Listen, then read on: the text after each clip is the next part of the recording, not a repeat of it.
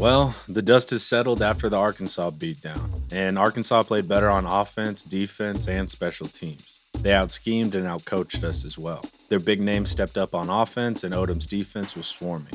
Hats off to Arkansas. But people always ask, are you going to make a video after a bad loss? And the answer is, of course. We have some work to do on the Longhorns side. So let's dig through the rubble and find out where things went wrong in Game 2. Most importantly, let's see what needs to be improved for the upcoming season. Stick around till the end for a short preview on the upcoming Rice game as well. As always, don't forget to pick up your new hat for the new season at Last Stand Hats. Use promo code TexasHomer, all caps, for 10% off your purchase at laststandhats.com.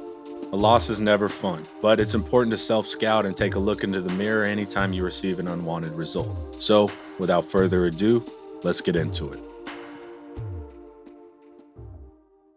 First, let's talk big picture zeitgeist. Perception-wise, we just took a big hit. After a solid Louisiana win, we get blown out by a lower-tier SEC team in a national night game.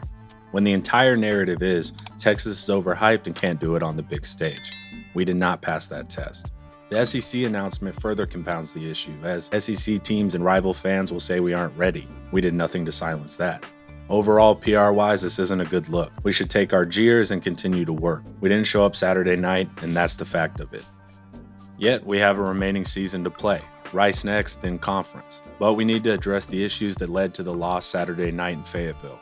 The first group in the barrel is the coaching staff. Schemes were off against Arkansas, and that was discouraging due to the track record of Sarkisian and Kwiatkowski. On the offensive side, it appeared they were anticipating a 4-down line and instead received mostly 3-down linemen. Arkansas purposely went 4-down linemen most of the Rice game in an effort to trick Texas. The offensive struggles were evident with our offensive line's ability to handle 3-down linemen, especially in pass blocking. We didn't look prepared and we had few answers as the game went on. The offensive line performed poorly. Our highest graded pass blocker from week 2 was Junior Angelau, graded as the 22nd in the Big 12. Derek Kerstetter is ranked 51st. Denzel Okafor is ranked 63rd.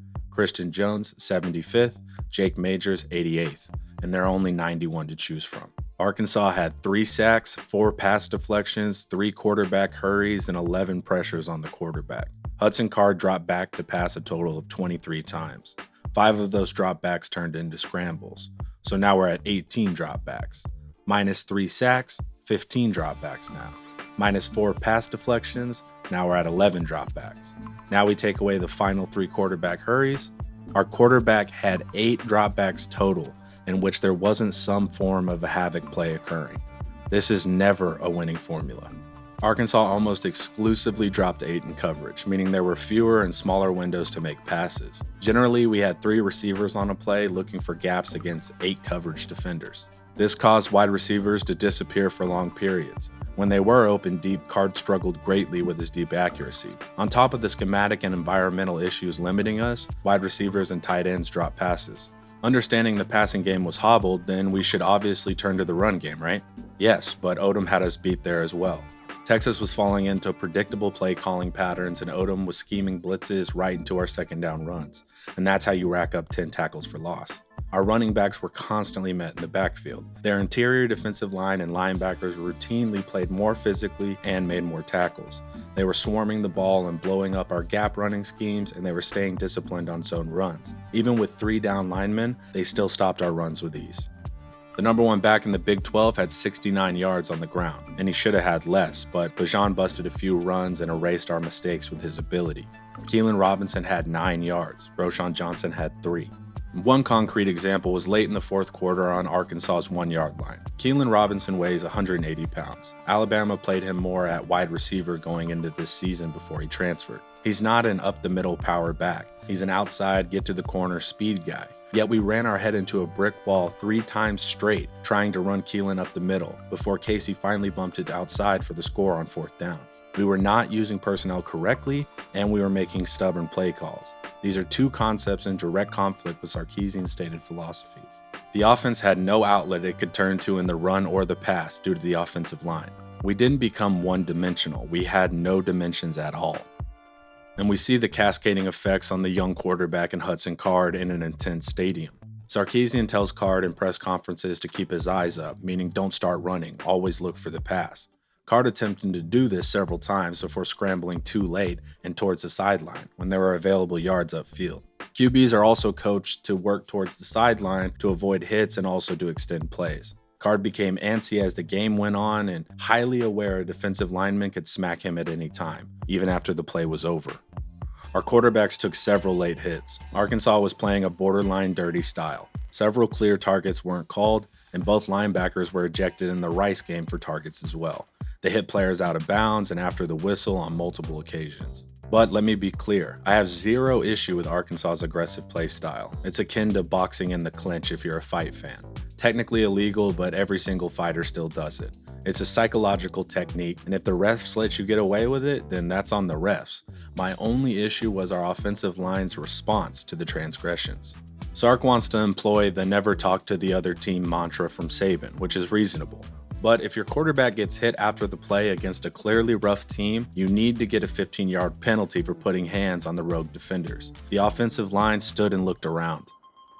Kyle Flood's original O-line goal was to field the largest, most experienced version of the offensive line. But fielding an experienced offensive line means nothing if their experience was bad coaching for years. Offensive line takes a while to gel, so they will improve with time, but they have to make a rather big jump quickly, and that's not easy to do.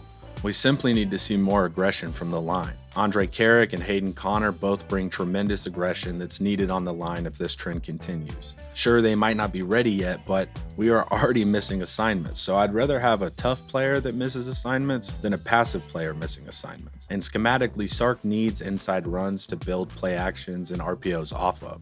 We showed promise at the end of last year with a smaller but athletic offensive line running more outside zone, but that would require a total overhaul of the offense and the philosophy behind it. So we are likely to continue to see the inside zone focused team, meaning we need large bodies that knock defenders off of the ball. And we currently have that big lineup with upperclassmen. And having an upperclassman line makes sense when they perform above average. If not, you field a below average line with a below average line the next year because your young guys aren't getting quality reps behind seniors. If you realize the offensive line isn't clicking by mid-season, then you consider putting in younger guys that are less skilled so they can rep into being more skilled by the following year. Or else you have this repeating loop of bad offensive lines. Luckily, we aren't at that place yet, but I'm paying attention. I'm interested to see if changes are made to the line for the Rice game, but frankly, it shouldn't show us much anyways. We would be more likely to be exposed come conference play. And I've heard coaches state that it was technique issues that can be improved, and that's true to an extent, but we had physicality and aggression issues as well, and those should not be glanced over. Even tight ends struggled in securing blocks in the pass and the run game. Tight end blocking has been an issue since the spring game. The tight ends struggle picking up edge blocks and sometimes don't see the pressure at all. And Sarkisian runs a pro-style offense that requires tight end blocking to function at its best. And now Casey Thompson has the starting gig and the offensive line should perform better due to playing Rice. Casey will definitely have to employ his legs if not. I'd expect to see less drop back passing and more quick reads to get the ball out of Casey's hands. Against Rice, we should be able to push that envelope slightly and tune up an offense more geared for Casey. But there isn't a quarterback in the world that can perform at their best with line issues and bad game plans. So those issues have to be cleaned up by conference as well. Casey is good with getting to his check down or sticking his foot in the ground to pick up yards. So if the line continues to struggle at this current rate, that can be a very helpful play style. And I love Casey's ability to roll out and float passes to the second level, and that's also a very valid play if you're having O-line inconsistency. He does well with the deep post too, so we should see an improvement on our poor deep passing stats from last year and the first two games. Summing up the offensive side, I was bummed because Sarkisian already faced this scheme last year against Arkansas when he was with Alabama, and they struggled with it last year early on, and it was Mac Jones' worst performance with only 208 yards and 0 touchdowns. But the important thing to note is this is not the last time we will see this defensive scheme this year.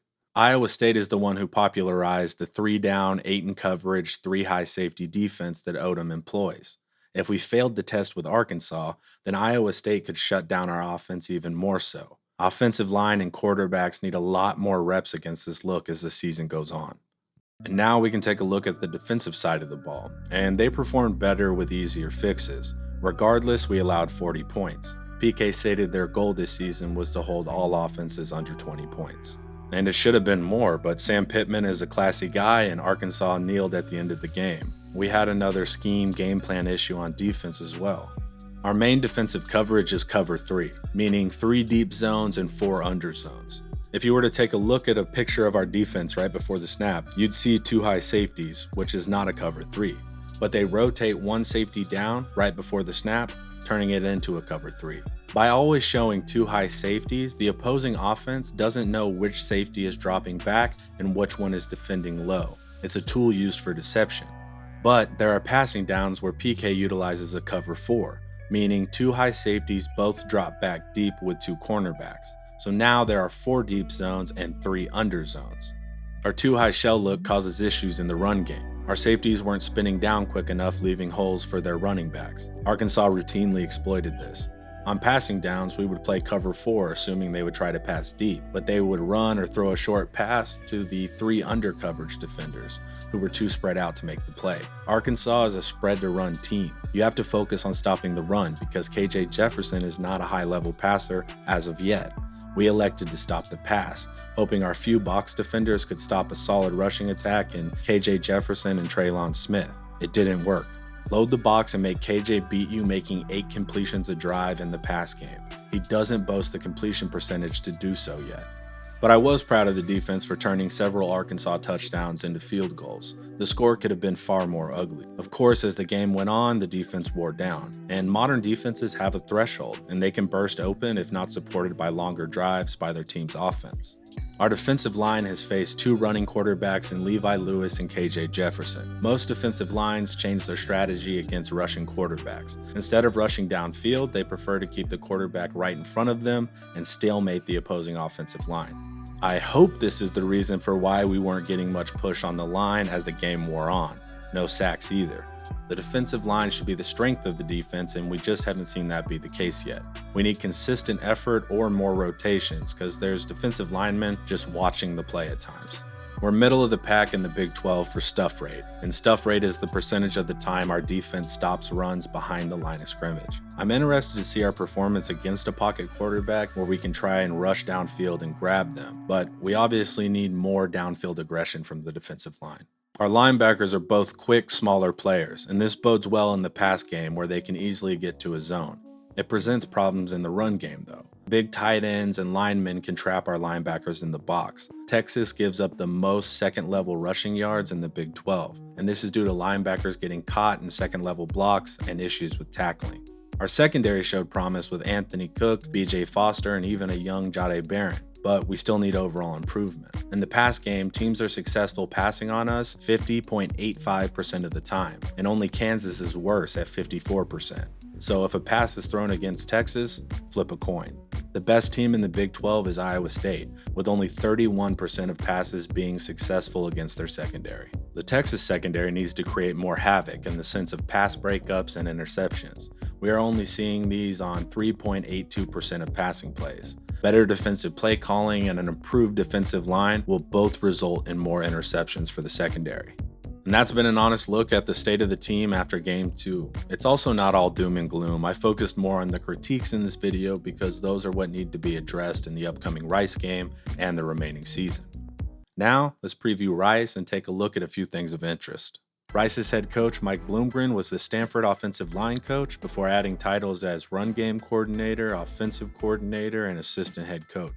Stanford is known for their heavy, methodical rushing attack. Bloomgren joined Rice as the head coach in 2018. They used this heavy running style, but they were too predictable and they couldn't score in the red zone. The offense lacked variety and modern passing concepts. They went 2-11 year 1, 3-9 in year 2, and 2-3 last year with a shortened COVID schedule. Bloomgren wants to continue the Stanford identity of controlling the clock and running methodically down the field, but they have yet to live up to that identity.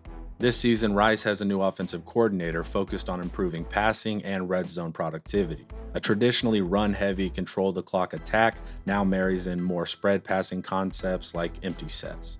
Rice has lost both games this season to Arkansas and Houston. And they also have been in the midst of a quarterback battle. Redshirt sophomore Wiley Green and Nebraska redshirt freshman transfer Luke McCaffrey are jockeying for position. Luke McCaffrey is the little brother to Panthers running back Christian McCaffrey. And head coach Mike Bloomgren coached at Stanford while Christian was playing, and his little brother Luke knew Bloomgren well, so he decided to transfer to Rice. Wiley Green went 12 for 24 with 1 touchdown and 3 interceptions in their first game.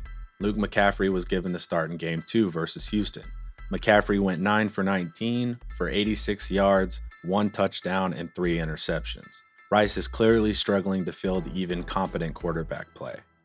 Their best receiver statistically is Bradley Rosner with 92 targets last year, and August Petrie flashed for them in the Arkansas game. Tight end Jordan Myers pulls in steady receptions as well. Overall, the added focus on the pass isn't paying off yet due to poor quarterback play. Kalen Griffin is their lead back with 32 attempts for 121 yards, averaging 4 yards per attempt, and the other 2 backs are below 4 yards per attempt. As was the case with previous years, the Rice offense is struggling to put up points. They scored 17 in Game 1 and 7 in Game 2. Texas is the better football team top to bottom, but that run-focused, clock-controlling style can give the better team troubles. Army often employs this strategy to shock higher-ranked opponents. Just be aware that clock-controlling teams are designed to rob the opposing offense of opportunities because it knows it's outgunned. Yet that grinding, rushing style is limited by the lack of productivity on the offensive line. If they lean more on rushing and running out clock, then Texas has to be efficient when we have the ball. They did employ ball control against Arkansas, and they were winning early into the fourth quarter. And Rice, as of late, has had better defenses than offenses, but their defense still struggles as well. Rice is near the bottom in rushing defense, 124th out of 130. They are near the bottom in pass rushing as well, but they're better in coverage, ranking 78th out of 130. Rice's highest graded defensive players are corner Sean Fresh, followed by defensive linemen Ikena Enekchukwu and Trey Schumann. Arkansas put up 38 points against their defense and Houston put up 44. But Rice does use multiple fronts and pressures to confuse the opposing offensive line. We struggled with 3 down and blitzing against Arkansas, and we will see some of these same exact looks again. Texas should beat Rice convincingly, with the operative word being should. Any bumps in the road will likely be a warning sign for later opponents. It's been a tough week. Many people were violently ripped away from the honeymoon phase, and it was a poor outing for sure. But let's always remember to treat the coaches, players, and fellow fans with respect. Building up a program is a process Texas fans have grown tired of, including myself. But hitting the panic button really solves no problems. If this trend continues, I will have to reevaluate. I'm watching Rice to see how we respond. Do we come out angry and mop Rice up, or do we start slow, struggling against a less skilled team? We have diagnosed the issues. Now we will see how they are addressed, beginning with Rice. I still believe in this group of coaches and their ability, and the players as well. We will have to improve aggression, physicality, technique, and scheme for Big 12 play. It's not all sunshine and roses, but I'll be here every Saturday rooting for the Longhorns. Thanks for hanging out. Watch more of my videos here, and consider joining as a channel member. As always, hook 'em.